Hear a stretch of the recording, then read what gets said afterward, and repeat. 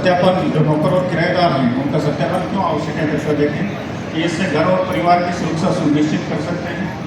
इससे असामाजिक तत्वों की पहचान करके अपराध को नियंत्रित किया जा सकता है और किसी भी अप्रिय घटना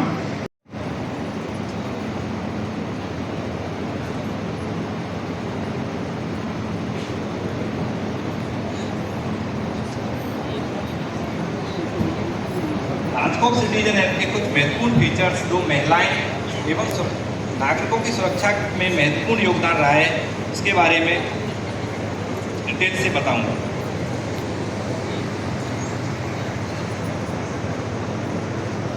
हम स्क्रीन अंदर से दूसरी इसे बटन प्रेस करते हैं, उसके बाद यह स्क्रीन आती है और यह आपको बताती है कि आपको मदद चाहिए।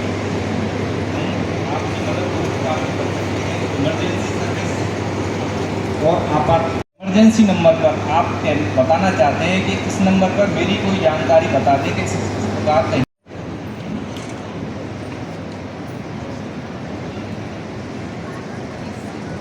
जब लड़की वापस स्कूल से घर की तरफ जाती है तब भी इसी प्रकार की हरकत कुछ लोग करते हैं।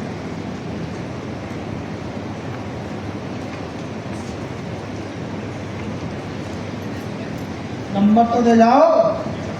क्या बात है? छोड़ दिया गया है। इसका मतलब कुछ याद करना पड़ेगा। भगवान इस लड़के से कैसे नतीजा छोड़ा? लड़की राजकोट सिटीजन एक्ट के माध्यम से हाँ, मुझे एक आइडिया फीचर्स का है। इस्तेमाल हमारे कॉलेज में मैम आई थी कालका टिम्बाली, तो उन्होंने राजकोट ऐप को डाउनलोड करवाया था। उन्होंने कंट्रोल रूम के इमरजेंसी नंबर भी दिए थे, मैं उनकी ऐप लेती हूँ आज। लड़की द्वारा रिक्वेस्ट सेंड की जाती है। अब कंट्रोल रूम के माध्यम से लड़की के पास वापस कॉल आएगा। हेलो, नमस्ते मैम। तो कॉलेज नमस्कार, महिला सुरक्षा हेल्पलाइन में आपका स्वागत है। बताइए, हम आपकी क्या सहायता कर सकते हैं? मैं कॉलेज की जब बोल रही हूँ, एक लड़का ना मुझे कई दिन से परेशान कर रहा है, क्योंकि मैं 8 दिन जाती हूँ, मुझे वही मिलता है। मेरा मोबाइल नंबर आप घबराइए मत, आप हमसे बात करते रहिए और उनसे मोबाइल उचित दूरी बना नंबर करके प्लीज हेल्प करना। आप उनसे उचित दूरी बनाते हुए किसी सुरक्षित स्थान पर खड़े हो जाइए। आप प्लीज जल्दी हेल्प करो। राजकोट सिटीजन ऐप पर आपकी लोकेशन हमें मिल गई है। आपकी लोकेशन नज़दीकी थाने पर भेज दी गई है। Thank you ma'am, thank you. आपके पास कुछ ही समय में पुलिस सहायता पहुंचने वाली है। पुलिस थाना पर उस लड़की की लोकेशन भेजने के पश्चात टीम थाने से रवाना हो। ये लड़के कौन खड़े हुए हैं? नमस्ते मैम, मैंने ये राजकोट पे मैंने वो डायल किया था, मुझे इमरजेंसी कॉल की थी मैम। मैंने मुझे नहीं लड़के बोलते। कोई बात नहीं, आप घबराइए मत। करते हैं। क्यों परेशान करते हो भाई इसको? क्या मजाक कर रहे हो? आप समझते नहीं हो? आप ऐसे मजाक बोलते हो, कानून में अपराध है। रोजाना ही खड़े रहते हो तो आज तुम्हें पता चल जाएगा कि हम क्या कर रहे थे। इसका काम है, लोग नहीं है करते हैं। कोई ना, आपको आपके घर सुरक्षित पहुंचाएंगे और इनको सबक सिखा देंगे। आप मैडम, आप इनको गाड़ी में बिठाइए और थाने पर ले जाइए।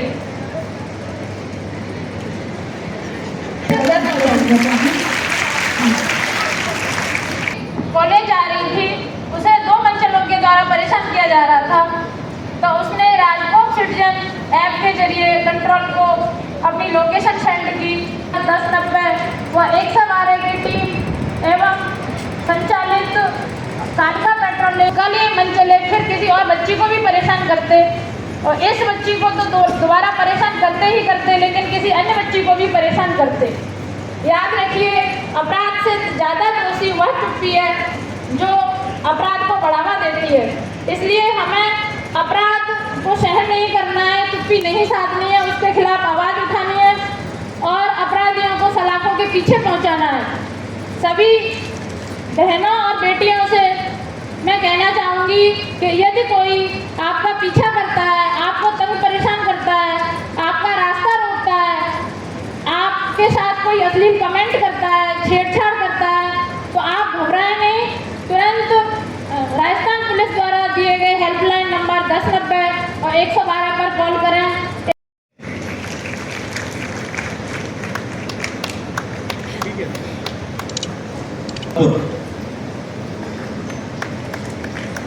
तालियां बजती रहनी चाहिए।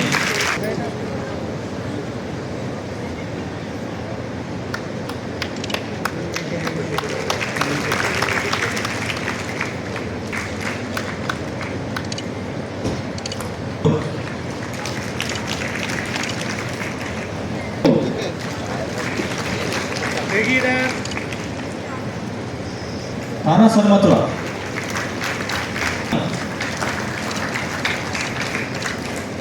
सभी पुलिस अधिकारीगण,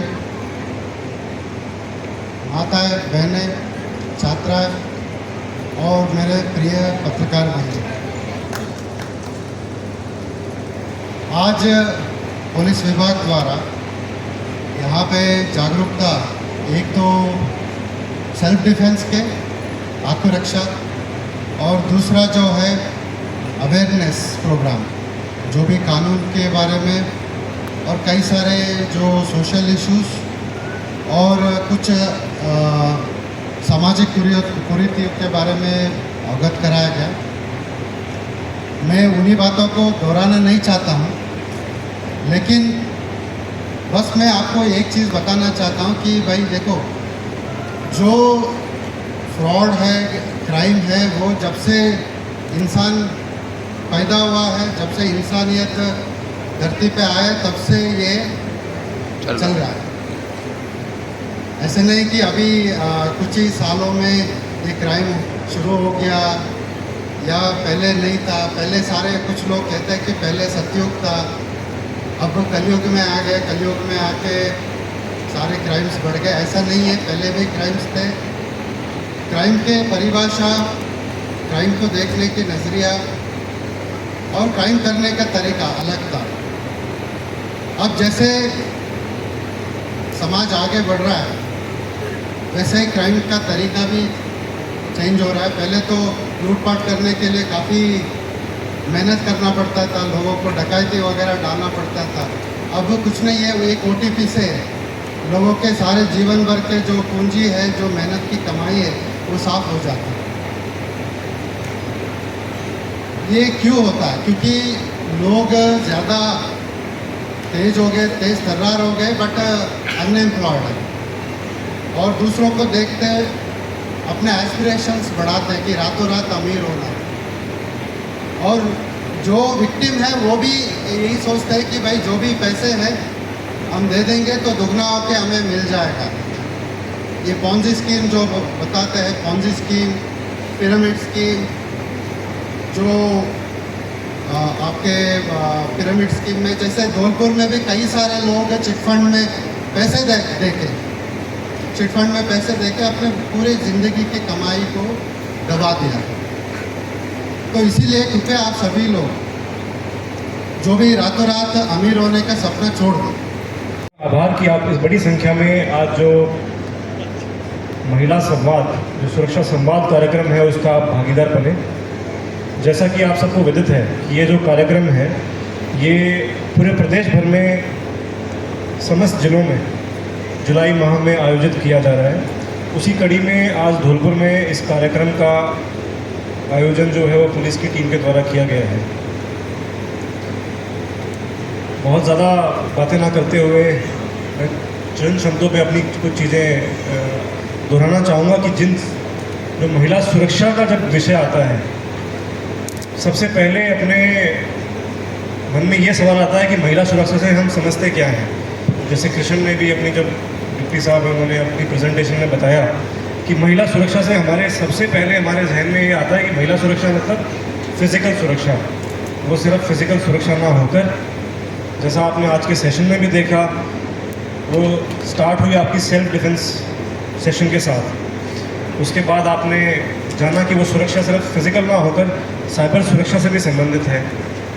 एक छोटी शॉर्ट फिल्म के माध्यम से आपने ये भी समझा कि किस प्रकार से जो सुरक्षा है वो सिर्फ बाहर के लोगों से या बाहर के वातावरण से नहीं है, वो सुरक्षा अपने घर में भी है।